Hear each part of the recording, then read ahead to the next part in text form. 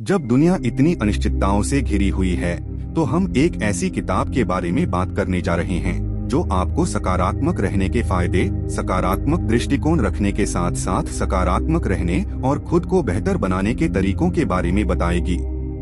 नमस्कार दोस्तों, मैं प्रकाश। हमारे इस ऑडियो बुक चैनल में आपका स्वागत है। हम बात करने वाले हैं किताब गुड वाइब्स गुड लाइफ के बारे में, जिसे वेक्स किंग ने लिखा है।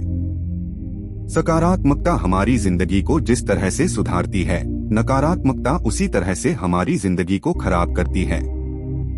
तो जरूरी है कि सकारात्मकता को अपनाएं और साथ ही साथ नकारात्मकता से बचा जाए और अपने आसपास एक सकारात्मक भाव से भरा माहौल बनाया जाए। गुड वाइब्स गुड लाइफ एक सेल्फ हेल्प बुक है जिसमें लेखक ने बहुत महत्वपूर्ण चीजों की बात की है, जैसे self love, law of attraction, subconscious mind, humility, meditation, मजबूती देने वाले विचार और एक महान जीवन जीना। इस बुक की लगभग 8 लाख कॉपीज बिक चुकी हैं। इन कॉपीज को अंग्रेजी भाषा के साथ साथ 29 और भाषाओं में भी प्रकाशित किया गया है।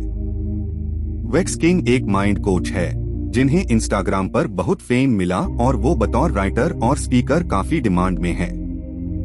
उनके काम की वजह से वो जीवन में ऐसे लोगों के संपर्क में आए जो उनसे जीवन एडवाइस लेते थे और धीरे धीरे वो एक लाइफ कोचिंग और माइंड कोचिंग के बिजनेस में आ गए। उन्होंने अपने विचारों को दुनिया के साथ शेयर किया और उन्हें बहुत अच्छा रिस्पॉन्स मिला। जब लेखक एक छात्र थे तो उनके परिवार के पास बहुत कम पैसे थे, इसलिए जब दोस्तों ने उन्हें अपने वेकेशन पर आने के लिए कहा तो उन्हें पता था कि वो इसे अफोर्ड नहीं कर सकते। लेकिन फिर कुछ हफ्ते बाद उन्हें लगभग 650 का एक चेक मिला, लगभग उतना ही जितना लेखक को चाहिए। इसके पीछे क्या हो सकता है? लेखक का मानना था कि ये सब लॉ ऑफ अट्रैक्शन के कारण हुआ था। सोच, अगर आप मानते हैं कि कुछ अच्छा होगा तो इसकी संभावना बनती है कि ऐसा ही हो। यहाँ मुख्य संदेश है कि लॉ ऑफ अट्रैक्शन के अनुसार आपके विचार आपकी वास्तविकता को तय करते हैं। इसका उल्टा भी सच है।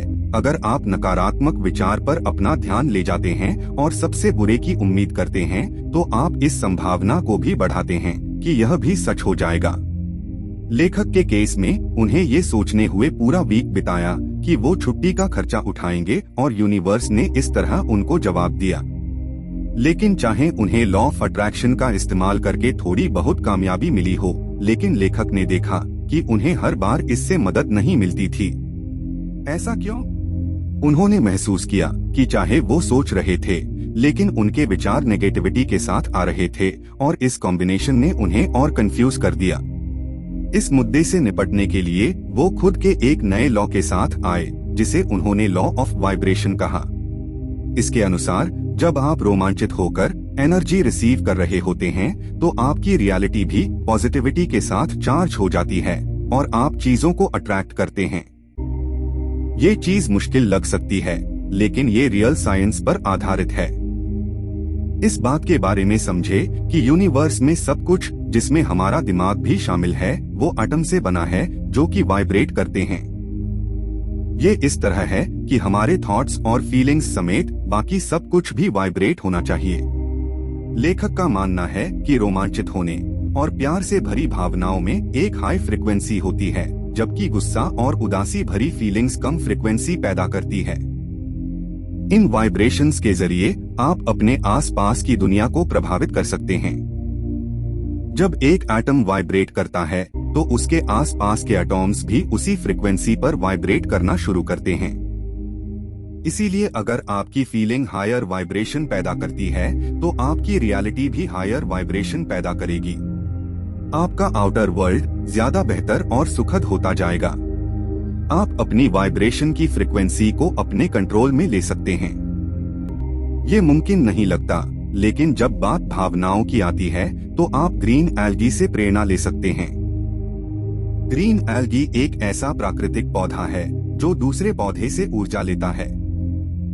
एल्गी की तरह आप अपनी एनर्जी लोगों और अपने एनवायरनमेंट से खींचते हैं। हकीकत में जब हमारे आसपास चीजें बुरी तरह से चल रही होती है तो आप सकारात्मक ऊर्जा को कैसे महसूस कर सकते हैं? इसलिए हायर वाइब्रेशन के लिए आपकी पहली प्राथमिकता लोगों के साथ ज्यादा समय बिताने की होनी चाहिए। यहाँ मेन मैसेज है कि आप अपनी वाइब्रेशन की फ्रीक्वेंसी को कंट्रोल कर सकते हैं। अच्छे वाइब्रेशंस संक्रामक होते हैं। अगर आप उन लोगों के साथ घूमते फिरते हैं जो प्यार और खुशी चाहते हैं, तो उनकी मेंटल स्टेट आप पर हावी हो जाएगी। एक बार जब आप उनकी हाई फ्रिक्वेंसी पर वाइब्रेट करना शुरू करते हैं, तो आप अपने जीवन में और भी लोगों को आकर्षित करना शुरू करते हैं। अपनी इमोशनल फ्रिक्वेंसी को बढ़ाने का दूसरा तरीका यह है कि आप ज्यादा बॉडी लैंग्वेज अपनाएं। रिसर्च से पता चला है कि मुस्कुराना, यहाँ तक कि जब आपके पास मुस्कुराने के लिए कुछ भी नहीं है, तो ये आपको एक एंडोर्फिन्स स्पाइक देता है। ये आपकी बॉडी का फील गुड केमिकल है। तो अगली बार जब आप दुखी हो, तो अपने आप को मुस्कुराने के लिए मजबूर करें और आप इसके फायदे महसूस करेंगे। आप एक पोस्चर बना सकते हैं, अपने आप को एक इमोशनल एज दे सकते हैं। सोशल साइकोलॉजिस्ट ने पाया है कि दिन में सिर्फ 2 मिनट के लिए पावरफुल तरीके से खड़े होने या बैठने से टेस्टोस्टेरोन में 20% की वृद्धि होती है, एक ऐसा हार्मोन जो कॉन्फिडेंस को बढ़ावा देता है। तीसरा, आप ये भी पा सकते हैं कि अगर आप ज्यादा वाइब्रेशन चाहते हैं, तो आपको सोसाइटी से एक ब्रेक लेने की जरूरत है। मॉडर्न लाइफ से ब्रेक लेने से आपको रिचार्ज करने में मदद मिलती है। हालांकि ये आपको असामाजिक महसूस करवा सकता है, लेकिन ये पूरी तरह से हेल्थी है। आखिर में अपने वाइब्रेशन को और भी ज्यादा जगाने के लिए नेचर में अकेले समय बिताने की कोशिश करें। रिसर्च से पता चला है कि सिर्फ नेचर में होने से आपके शरीर और दिमाग इंप्रूव होता है। आप अपने काम को बागीचे में बैठकर कर सकते हैं या शायद अपने आसपास के पार्क में टहलने जा सकते हैं। इसके अलावा अगर ये धूप वाला दिन है, तो आपको और ज्यादा मौका मिलेगा, क्योंकि सूरज की किरणें आपको विटामिन और सेरोटोनिन देती हैं, 2 ऐसी चीजें जो आपके मूड को स्थिर रखती हैं। उच्च वाइब्रेशंस। हमने देखा है कि कैसे लोगों के साथ वक्त बिताना आपकी वाइब्रेशंस को एक हाई लेवल तक ले जा सकता है और आपको खुद का सबसे अच्छा वर्जन बनने में मदद कर सकता है। इसका उल्टा भी बिल्कुल सच है। नकारात्मक लोगों के आसपास होने से आप नकारात्मक, कमजोर और असुरक्षित महसूस कर सकते हैं। आप तर्क दे सकते हैं कि ऐसा करके आप कमजोर हो जाएंगे। अगर आप खुद को ऐसी स्थिति में पाते हैं, तो अपने आप को ये न बताएं कि आप कमजोर हैं या बुरा महसूस करने के लिए दोषी है। लेकिन याद रखें कि अगर आप लोगों से संपर्क नहीं करते हैं, तो भी कुछ तो इनकी फ्रिक्वेंसी पर वाइब्रेट करना शुरू कर ही देंगे। जल्दी ही आप अपनी लाइफ में दूसरे लोगों के लिए उनके बुरे वाइब्स पास करेंगे, और इससे पहले कि आपको इसका एहसास हो, आपकी रियलिटी नेगेटिविटी से भर जाएगी। आप खुद के पर्सनल डेवलपमेंट के बारे में सोचें कि आप में एक बहुत बड़ा पेड़ बनने की क्षमता थी। अगर आप एक नेगेटिव चीज में बदलते हैं, तो आप उस मजबूत पेड़ में विकसित नहीं हो पाएंगे जिसकी क्षमता आप में है। लेकिन जब आपको दूसरे नेगेटिव लोगों को एक्सेप्ट नहीं करना चाहिए, तो आपके लिए खुद के टॉक्सिक बिहेवियर को रिजेक्ट करना भी जरूरी है। जब हम लाइन से बाहर हो जाते हैं, तो अक्सर हम हमारे काम को इस तरह जस्टिफाई करते हैं कि हम बुरे मूड में या परेशान थे। हम मानते हैं कि हमारे आसपास के सभी लोग ठीक कर रहे हैं और इसे हमें बुरा लगता है। बात यह है कि आप कभी भी नहीं जानते कि दूसरे लोग क्या कर रहे हैं, और जब आप अपनी फीलिंग्स को अपने फ्रेंड्स और रिलेटिव को दिखाना शुरू करते हैं, तो आप उन्हें असलियत में नुकसान पहुंच रहे होते हैं। आरोप लगाने का खेल। अक्सर जब कोई हम पर उनकी फीलिंग को हर्ट करने का आरोप लगाता है, तो हम उन्हें बताते हैं कि हमने जो कहा है या किया है वो बुरा नहीं है। हम जिम्मेदारी लेने से बचते हैं और हम उन्हें ही दोषी मानते हैं कि उन्होंने हमारे बर्ताव को गलत लिया। जबकि सच तो यह है कि हमें दूसरे लोगों को ये बताने का कोई हक नहीं है कि उनकी फीलिंग्स वैलिड है या नहीं। अगर आपने किसी को चोट पहुंचाई है, तो उसे एक्सेप्ट करें। जिम्मेदारी लेना सेल्फ लव का एक हिस्सा है। आप खुद को ये मैसेज दे रहे होते हैं कि आप नकारात्मकता से बेहतर है, चाहे वो आपके व्यवहार से हो या आपकी जिंदगी में किसी और की वजह से हो। अगर कोई आपसे कहे कि 5 चीजों की एक लिस्ट बनाएं जिनसे आप प्यार करते हैं, क्या आप खुद को उन 5 चीजों में शामिल करेंगे? अफसोस की बात है, हम में से कोई ऐसा नहीं होगा। ऐसा इसलिए है क्योंकि हमारा समाज सेल्फ लव की कमी फेस करता है। आज की दुनिया में हम अक्सर ऐसे लोगों के साथ वक्त बिताते हैं जिनके बारे में लोगों को लगता है कि हमें समय निकालना चाहिए, चाहे वो हमें पसंद हो या ना हो, चाहे वो हमें सम्मान दे या न दे। लेकिन हम कभी खुद से ये नहीं पूछते हैं कि क्या हम खुद से प्यार करते हैं, खुद की इज्जत करते हैं। ये एक समस्या है क्योंकि सच्ची खुशी और संतुष्टि खुद को बिना शर्त के प्यार करने से आती है, और ये परवाह ना करना कि दूसरे आपके बारे में क्या सोचते हैं या महसूस करते हैं।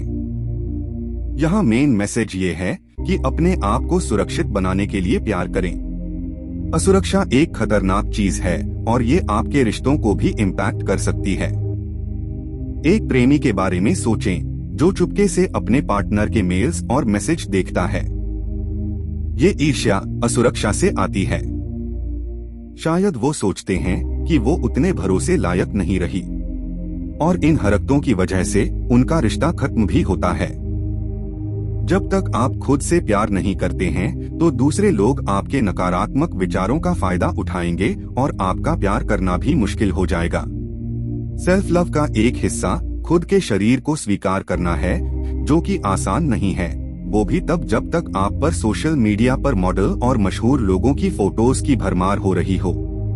ये फोटोज कंपैरिजन को बढ़ावा देते हैं और आप खुद को कम महसूस करते हैं।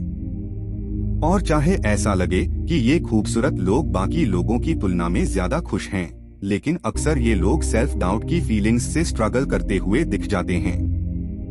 लेखक ने एक बार एक सोशल मीडिया इन्फ्लुएंसर से बात की। उन्होंने कहा वो प्लास्टिक सर्जरी करवाने का स्ट्रेस फील करती है। बाद में लेखक ने अपनी फीमेल फॉलोअर से बात की। वो अपने खुद के लुक्स को लेकर इनसिक्योर महसूस करती थी और यकीन करती थी कि वो वाकई में अपनी फोटोज की तरह दिख सके तो उसकी लाइफ बहुत बेहतर हो जाएगी।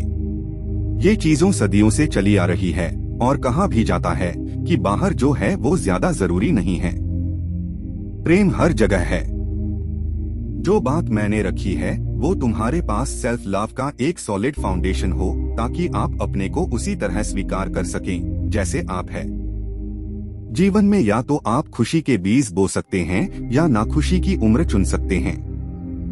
अपने आप से प्यार करना सीखना कि सब ठीक है और अच्छा है, लेकिन एक ऐसे मुकाम पर पहुंचने के लिए जहां आप अपनी जिंदगी बदल सकते हैं, आपको ये समझने की जरूरत है कि आपके पास वास्तव में 2 दिमाग है, एक नहीं।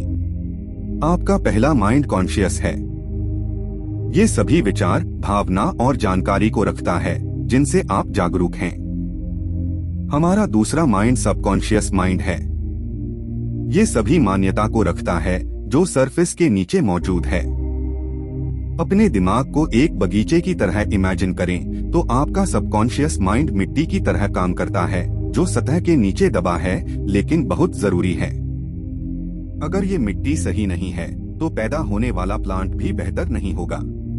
मेन मैसेज यहाँ ये है कि जीवन में आप या तो खुशी के बीज बो सकते हैं या नाखुशी की जिंदगी चुन सकते हैं। आइए एक पल के लिए इमेजिन करते हैं कि आपके विश्वास आपके सबकॉन्शियस माइंड में जड़ें जमा लेता है। आपके पास या तो अच्छे वैल्यूज हैं या फिर बुरी, जो बदले में आपके लिए या तो एक खुशहाल बागीचे को बनाएंगे या फिर एक जहरीले बागीचे को। अपनी रियलिटी को बदलने के लिए आपको खराब बीज को बाहर निकालने की जरूरत है। अपने विश्वास के बारे में सोचें और खुद से पूछें कि वो कहां से आए हैं। जब लेखक ने अपने खुद के विश्वास तंत्र को जांचा है तो उन्होंने पाया कि लोग एक सर्टेन तरह से जीवन जीने के लिए प्रोग्राम्ड है। कुछ ही लोग नसीब वाले हैं जो सफल जीवन जी पाएंगे, बाकी ज्यादातर लोग खराब किस्मत वाले हैं और उनके जीवन में प्रॉब्लम आने वाली है। लेखक का कहना है कि जीवन में आपका रास्ता बदला नहीं जा सकता, लेकिन जब लेखक ने अपने विश्वासों में गंदगी को ढूंढा तो उन्होंने महसूस किया कि वो एक बच्चे के रूप में ये चीजें अपने अंदर फीड करते हैं। नकारात्मक विश्वासों ने लेखक को ये सोचने के लिए प्रेरित किया कि उसके बचपन के खराब होने के कारण उनकी जिंदगी हमेशा के लिए मुश्किल होगी, चाहे कुछ भी किया हो। लेकिन ये उनका सिर्फ एक पूर्वाग्रह था। अपनी खुद के विश्वास को देखते हुए खुद से पूछते हैं कि क्या हम सकारात्मक हैं या नकारात्मक। क्या वो अपने जीवन में सुधार करेंगे या आपको पीछे ही रखेंगे। नकारात्मक मान्यताओं को निकालने के लिए उन लोगों की तरफ देखें जिनकी शुरुआत मुश्किल रही लेकिन उन्हें कुछ कर दिखाया। सकारात्मक विचार और विश्वास महत्वपूर्ण है, लेकिन आपकी रियलिटी तब तक नहीं बदलेगी जब तक आप उन पर काम न करें। बहुत से लोग हैं जो बहुत ज्यादा कामयाब होना चाहते हैं, लेकिन कुछ कर पाना उनके लिए मुश्किल काम है। सकारात्मक कार्रवाई का मतलब है कड़ी मेहनत और समर्पण। इसका मतलब है कि उन दिनों में भी मेहनत करना जब आप बैठकर आराम करना चाहते हैं। कई लोग अपने गोल तक पहुंचने के लिए उन पर काम करने में फेल हो जाते हैं और फिर वो सोचते हैं कि उनकी सकारात्मकता उनको इनाम क्यों नहीं दे रही है। वो खुद को बताते हैं कि उनके सपनों को हासिल करने के लिए बहुत सारी मुश्किलें हैं। उनके पास या तो वक्त नहीं है, या पैसा नहीं है, या एक्सपीरियंस नहीं है। जब ये चीजें उन्हें मिल जाएंगी तब वो उस पर काम करना शुरू करेंगे। बात यह है कि आपको बस इतना करना है कि अपने लक्ष्य को प्राथमिकता पर रखिए और उस तक पहुंचने के लिए अपने आराम को छोड़ने के लिए तैयार रहें। अगर आपको लगता है कि आप बस तैयार होने तक इंतजार करेंगे तो ये इंतजार बहुत लंबा भी जा सकता है। याद रखें, समय कभी भी परफेक्ट नहीं होता। आमतौर पर परफेक्ट समय कभी नहीं आता और अगर आप इसके लिए इंतजार करते रहेंगे तो हो सकता है कि आप अपना कीमती समय गंवा दे और बाद में पछतावे के अलावा ज्यादा कुछ न बचे। British business tycoon Richard Branson की कहानी पर गौर करें, जिन्होंने 16 साल की उम्र में एंटरप्रेन्योरशिप की दुनिया में कदम रखा और इसकी शुरुआत उन्होंने मैगजीन से की। उन्हें कई लोगों ने बताया कि मैगजीन का बिजनेस करने के लिए उनके पास पर्याप्त एक्सपर्टीज नहीं है, लेकिन ब्रैंसन ने इस बिजनेस पर गिव अप नहीं किया और तब से लेकर अब तक अलग अलग 400 तरह के बिजनेस किए हैं।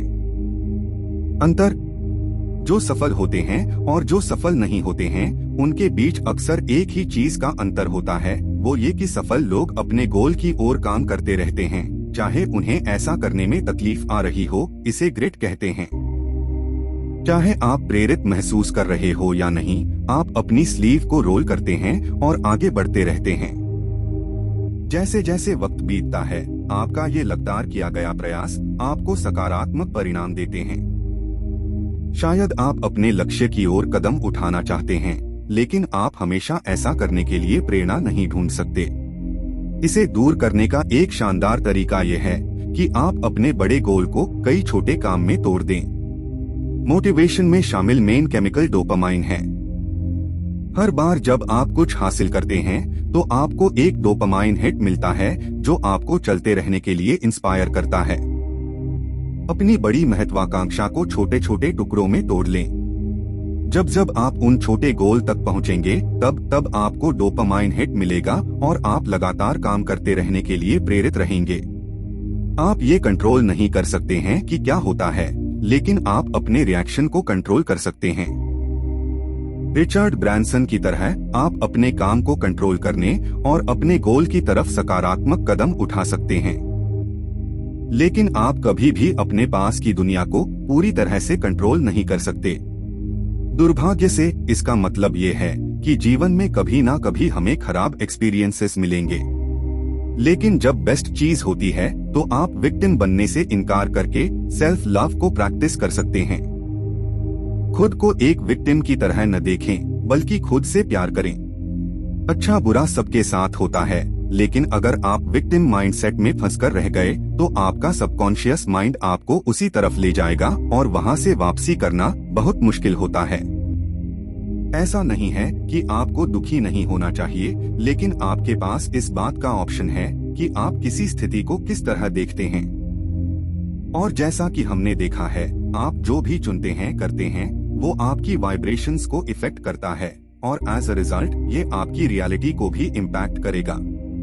अगर आप खुद को एक विक्टिम के रूप में देखना चुनते हैं तो आप हमेशा लो वाइब्रेट करेंगे। दूसरे शब्दों में, जिंदगी आपको एक विक्टिम की ही तरह रखेगी।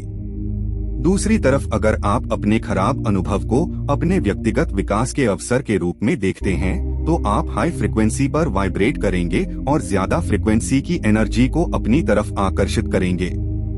आप भविष्य में होने वाली बेहतर चीजों के लिए एक्साइटेड रहेंगे। बुरी चीजें अक्सर दुख देती हैं, लेकिन वो अक्सर आपको मजबूत ही बनाती है। याद रखें, जो भी चीज आपकी जान नहीं लेती, वो आपको मजबूत ही बनाती है। खुद से कहें कि अगर कुछ बुरा हो भी रहा है, तो मैं इसमें देखना चाहूंगा कि इसमें मेरे लिए क्या सीख है। अगर कुछ समस्याएं आई हैं, तो उनसे ये नहीं कहें कि वो आपके जीवन में क्यों आई है, बल्कि उनका स्वागत करें और देखें कि उनसे आप क्या सीख सकते हैं। उन बातों को अपनी डायरी में नोट करें और समय मिलने पर उन्हें पढ़ें। आप अगर एक गलती को दोबारा नहीं करेंगे, तो इससे ही आपकी एफिशिएंसी कहीं ज्यादा बढ़ जाएगी। और चाहे चीजें अच्छी हो या बुरी, वो आपको बेहतर ही बनाती है। बस शर्त ये है कि आप उन्हें नकारात्मक न लेकर सकारात्मक रूप से लें और हर जगह उनसे कुछ सीखने की कोशिश करें। मुझे आशा है कि आपने अपना सबक लिया होगा और अच्छे वाइब्स के साथ सोचने और अपने जीवन को सकारात्मक बनाने के लिए कोशिश करेंगे। फिर मिलते हैं और एक नई ऑडियो बुक के साथ। इस ऑडियो बुक को सुनने के लिए धन्यवाद।